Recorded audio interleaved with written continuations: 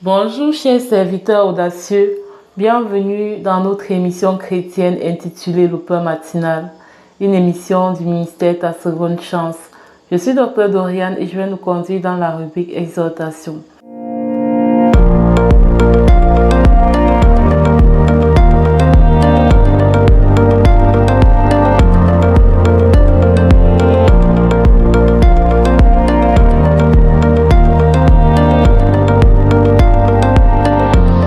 Alors nous voyons depuis quelques jours les mérites du sang de Jésus.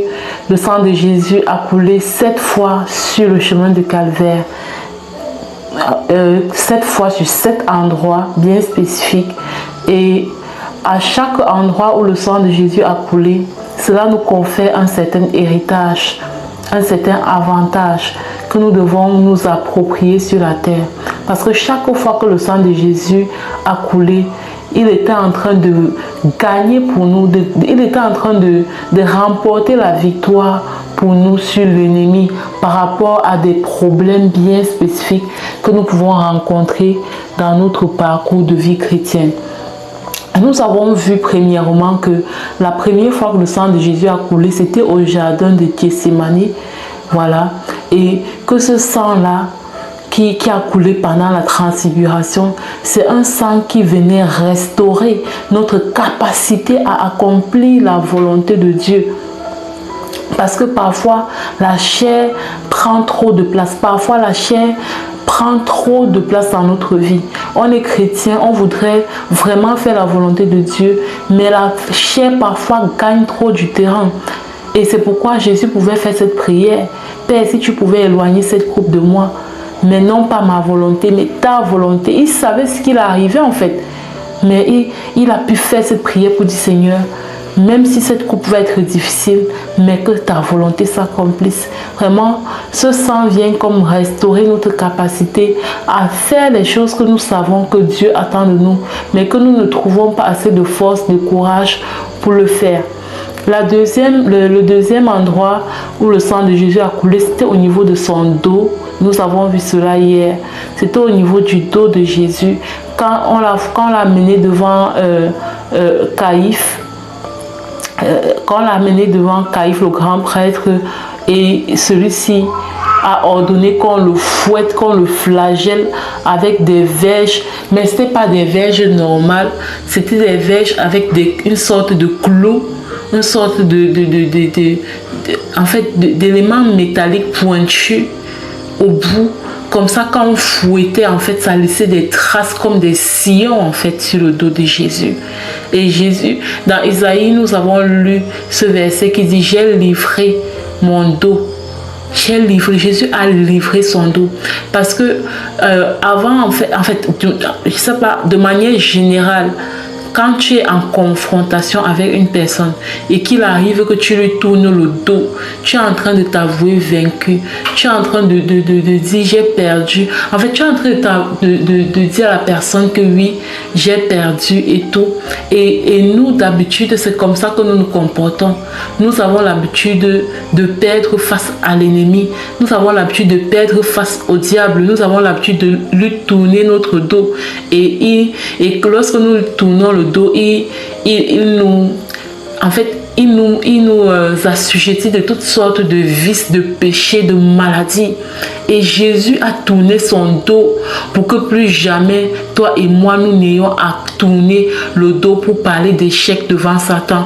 Jésus a accepté l'échec en tournant son dos pour que toi et moi, nous ne puissions plus jamais fuir devant l'ennemi, pour que nous ne puissions plus jamais pleurnicher devant Satan, pour que nous ne puissions plus jamais déclarer vaincu devant le diable. Jésus a porté cet échec-là pour nous. Alors quand le diable vient nous menacer avec les péchés, le vice, l'impudicité, la masturbation, la pornographie et toutes sortes de péchés, d'orgueil, des maladies, les infimités, nous allons lui rappeler que Jésus a remporté ce combat en versant de sang, en fait, en laissant qu'on le maltraite au niveau de son dos et que son sang coule, ce sang qui a coulé au niveau de son dos parle fort dans nos vies et nous permet de manifester la victoire sur toute maladie, sur toute infirmité, sur tout péché, sur tout sentiment négatif, sentiment de peur, de doute, de jalousie, toutes sortes de choses négatives. Ça nous permet de remporter la victoire. Par la suite, le sang de Jésus a coulé au niveau de sa barbe parce que ces soldats qui le maltraitaient ont arraché sa barbe.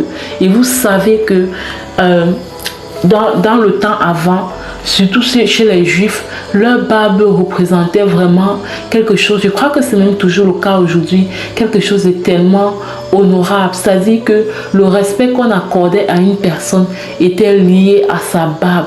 L'honneur qu'on accordait à une personne était lié même à la longueur de sa barbe.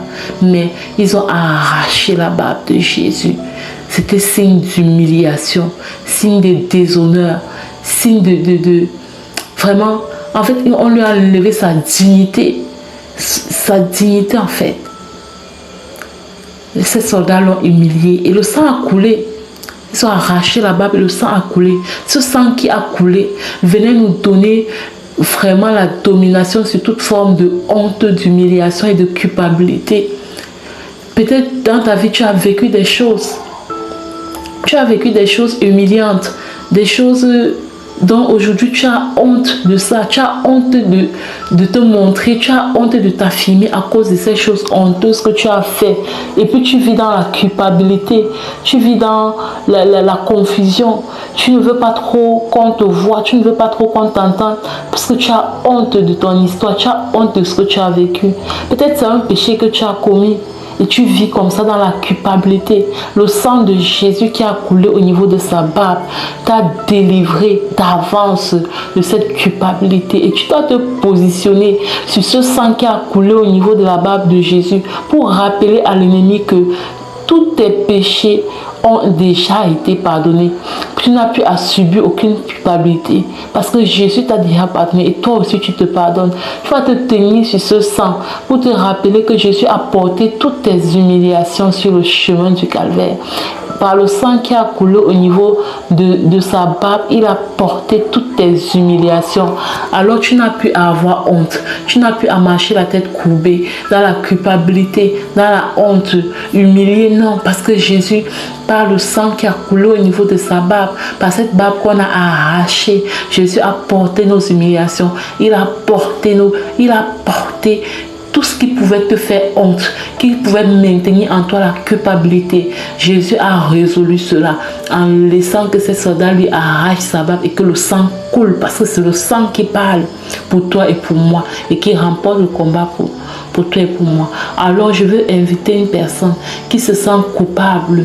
Tu n'arrives pas à te pardonner. Tu n'arrives même pas à pardonner à ces personnes qui t'ont humilié, qui t'ont maltraité, qui n'arrivent même pas à lever la tête. Tu as subi toute forme d'abus et tout ça, des choses honteuses. Tu n'arrives pas à lever la tête.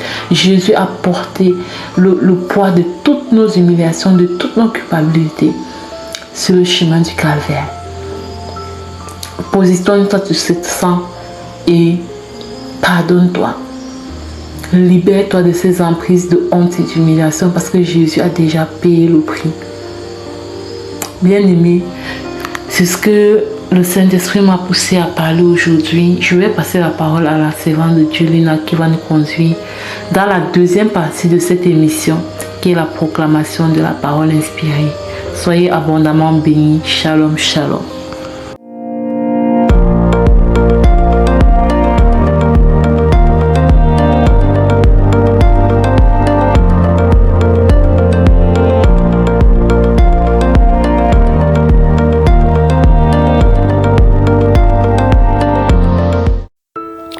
Bienvenue dans cette deuxième partie de l'émission Le Pain Matinal du ministère Ta Seconde Chance. Ici Lina pour la parole proclamée et envoyée en mission. Le Seigneur Jésus nous dit ce matin, en vérité, je vous le dis, ce que vous demanderez au Père, il vous le donnera en mon nom. Ce que vous demanderez au Père, il vous le donnera en mon nom. Bien-aimé, à quel nom est-ce que tu fais ta demande à Dieu? À quel nom est-ce que tu adresses tes prières à Dieu? Le nom de Jésus est le seul nom par lequel nos prières, nos demandes doivent être adressées au Père pour être exaucées. Alors proclamons et déclarons avec foi pour développer cette aptitude ou cette conscience de demander avec foi à Dieu au nom de Jésus. Je proclame et je déclare que je demande avec foi au nom de Jésus et je reçois avec reconnaissance au nom puissant de Jésus. Je proclame et je déclare que tout ce que je demande selon la volonté de Dieu m'est accordé. Mon Père céleste m'écoute chaque fois que je prie au nom puissant de Jésus-Christ. Je ne doute pas, car Jésus a promis que je recevrai de la part de son Père lorsque je demande en son nom, au nom puissant et glorieux de Jésus-Christ. Je proclame et je déclare que je demande avec assurance, sachant que Dieu est fidèle à sa parole, au nom puissant de Jésus-Christ. Je proclame et je déclare que Dieu est mon Père et il m'aime. Il aime me donner ce qui est bon pour moi. Il comble mes besoins. Au nom puissant de Jésus-Christ.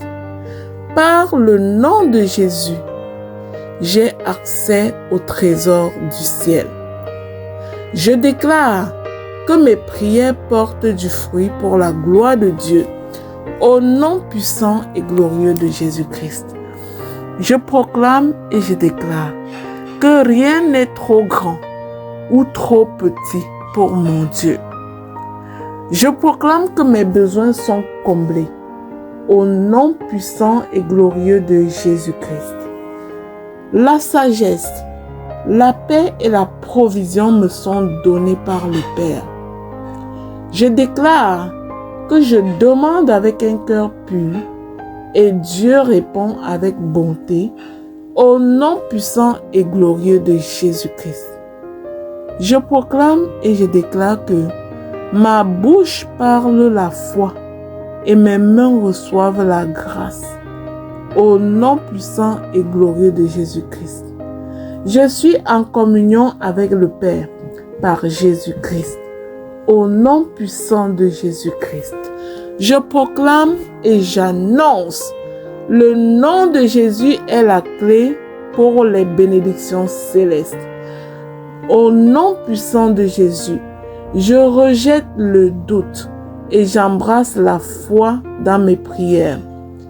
Au nom puissant de Jésus-Christ, je proclame et je déclare que Dieu répond à mes prières au moment parfait. Au nom de Jésus, je vis dans l'abondance de Dieu, car je demande avec foi et mon Dieu exauce. Au nom de Jésus, je proclame et je déclare que le nom de Jésus ouvre devant moi des portes que personne ne peut fermer. Au nom puissant et glorieux de Jésus-Christ, j'avance avec assurance, car mon Dieu m'a donné une parole. Demande au Père en mon nom et il vous le donnera. Telle est la parole du Seigneur Jésus-Christ. Alors je rends gloire à Dieu, car chaque prière faite au nom de Jésus porte des fruits dans ma vie. Amen, amen, amen. Bien-aimés dans le Seigneur, scellons ensemble ces proclamations dans le nom puissant de Jésus-Christ, dans le sang précieux de Jésus. Elles sont oui et amen dans nos vies. Elles montent à Dieu comme un parfum de bonne odeur et redescendent dans chacune de nos vies avec exaucement. Au nom de Jésus, Amen, amen, amen. Si cette émission, le pain matinal du ministère Ta Seconde Chance, est une bénédiction pour toi, je te prie de partager au suivant afin qu'ensemble nous puissions relayer cette véritable foi ancrée en Christ au nom de Jésus.